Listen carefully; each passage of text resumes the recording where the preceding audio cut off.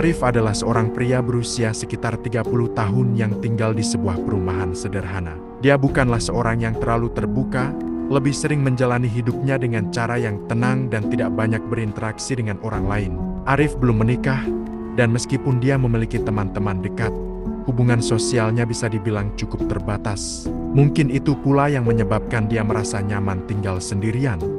Malam itu, dia memilih untuk tidak mudik, meskipun banyak orang di sekitar rumahnya pergi merayakan hari raya. Alasannya sederhana, Arif memilih untuk tidak mudik karena dia merasa canggung dan tidak nyaman dengan pertanyaan-pertanyaan yang selalu diajukan oleh sanak saudara di kampung setiap kali berkumpul. Setiap kali ada acara keluarga, terutama saat hari raya, Arif selalu mendapatkan pertanyaan yang sama. Kapan kamu menikah? Atau kenapa belum punya pasangan? Pertanyaan-pertanyaan tersebut seringkali membuatnya merasa tertekan, karena meskipun dia sudah cukup dewasa, Arif merasa belum siap untuk membahas soal pernikahan. Selain itu, dia juga merasa bahwa hidupnya tidak sejalan dengan ekspektasi sosial yang sering dia dengar di keluarga besar. Ketidaknyamanan ini membuatnya memilih untuk menghindari pertemuan tersebut dan lebih memilih untuk tinggal di rumah, menikmati kesendirian, tanpa harus berhadapan dengan pertanyaan yang selalu mengganggu pikirannya. Arif merasa bahwa mudik ke kampung halaman hanya akan memperburuk perasaannya, dan dia lebih memilih untuk tetap di perumahan yang kosong, meskipun kesepian, daripada harus menghadapi tekanan sosial dan keluarga yang terus bertanya soal status pernikahannya. Di suatu malam yang sunyi, di sebuah perumahan yang hampir seluruh warganya mudik, tinggal hanya satu rumah yang masih berpenghuni. Rumah itu milik Arif, seorang pria yang memutuskan untuk tetap tinggal sendirian, sementara tetangganya sudah berangkat mudik, merayakan hari raya bersama keluarga mereka. Arif, seperti malam-malam sebelumnya, memilih untuk tetap tinggal di rumahnya. Mungkin kesepian itu datang tanpa permisi, menyerang di saat-saat seperti ini. Tak ada suara tawa atau obrolan, hanya keheningan yang memeluk setiap sudut perumahan. Tidak ada yang tampak aneh, tapi perasaan ini aneh. Mungkin karena perumahan ini terlalu sepi, bahkan lampu jalan di sekitarnya terasa lebih redup dari biasanya. Di luar jendela, rumah tetangganya yang selalu tampak terang, kini terlihat begitu gelap. Tidak ada lampu yang menyala. Ini tidak seperti biasa. Apa yang terjadi? Arif berpikir mungkin penghuninya lupa menyalakan lampu saat mau ditinggal mudik. Namun, Arif ingat, kalau malam sebelumnya rumah tersebut lampu teras rumahnya menyala terang, dan penghuninya yang bernama Rudi sudah berpamitan kepadanya 2 hari yang lalu untuk mudik. Perasaan aneh mulai merayap, sesuatu terasa tidak beres. Suara langkah kaki itu terdengar begitu jelas. Seseorang sedang bergerak di dalam rumah yang seharusnya kosong. Arif menatap intens ke arah rumah itu, berusaha memahami apa yang sedang terjadi.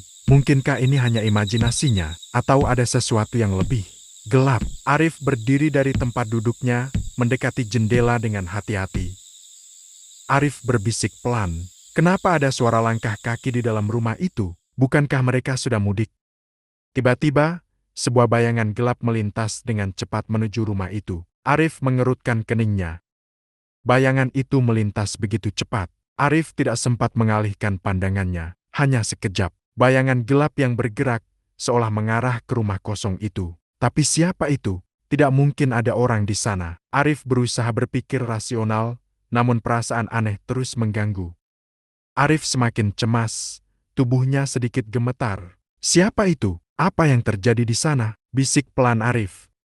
Arif berusaha menenangkan diri. Mungkin saja itu hanya imajinasinya yang berlebihan. Namun perasaan cemas itu semakin nyata. Sepertinya, rumah itu bukan hanya kosong. Arif merasa sesuatu sedang mengintai.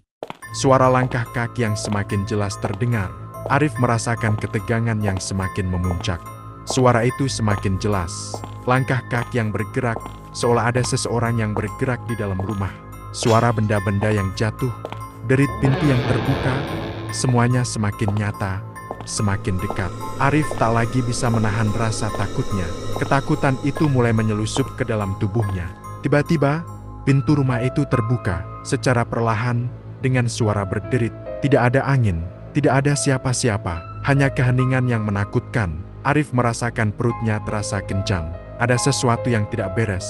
Suara yang familiar, namun tidak sesuai tempatnya, terdengar pelan.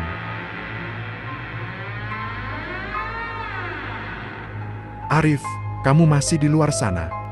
"Rudi?" Itu suara Rudi. Arif terkejut, langkahnya terhenti. Tapi itu tidak mungkin. Rudi, temannya yang tinggal di rumah itu, seharusnya sudah mudik. Arif tak mengerti. Lalu siapa yang berbicara itu? Suara itu begitu nyata, begitu dekat. Arif mundur perlahan, mencoba mencari jawaban. Tiba-tiba, sebuah tangan dingin menyentuh bahunya. Arif berteriak, namun tidak ada suara. Tanpa sadar, Arif telah terjebak dalam kegelapan. Sesuatu yang tak bisa ia jelaskan. Tangan dingin itu meraih lengannya, menariknya. Arif mencoba untuk berlari, namun tubuhnya seakan terkunci. Kaki-kakinya tak bisa bergerak. Di depannya, sosok bayangan itu semakin mendekat.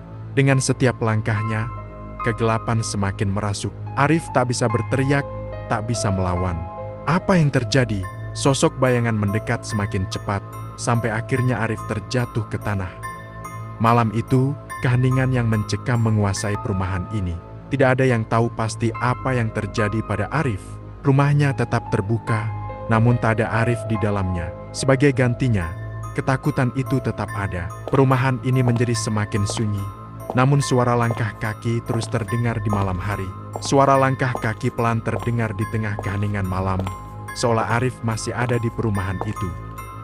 Dan sejak malam itu, tidak ada yang berani tinggal sendirian di perumahan itu. Di malam hari, suara langkah kaki terdengar lagi, dan orang-orang mulai merasa bahwa Arif tidak pernah benar-benar pergi. Keheningan itu kini dihuni oleh sesuatu yang lebih gelap. Kesendirian dalam kegelapan malam kadang membawa lebih dari sekedar rasa takut. Ia membawa sesuatu yang lebih misterius, dan tidak selalu tampak kosong. Malam ini, mungkin kita belajar bahwa meski kesendirian bisa menjadi teman yang setia, kita tetap perlu berhati-hati dengan apa yang kita pilih untuk dihadapi dalam kesunyian. Karena terkadang, dalam keheningan itulah, kita menemukan hal-hal yang lebih mengerikan daripada yang kita bayangkan. Jaga diri kalian, jangan biarkan diri kalian terperangkap dalam ketakutan yang tak perlu.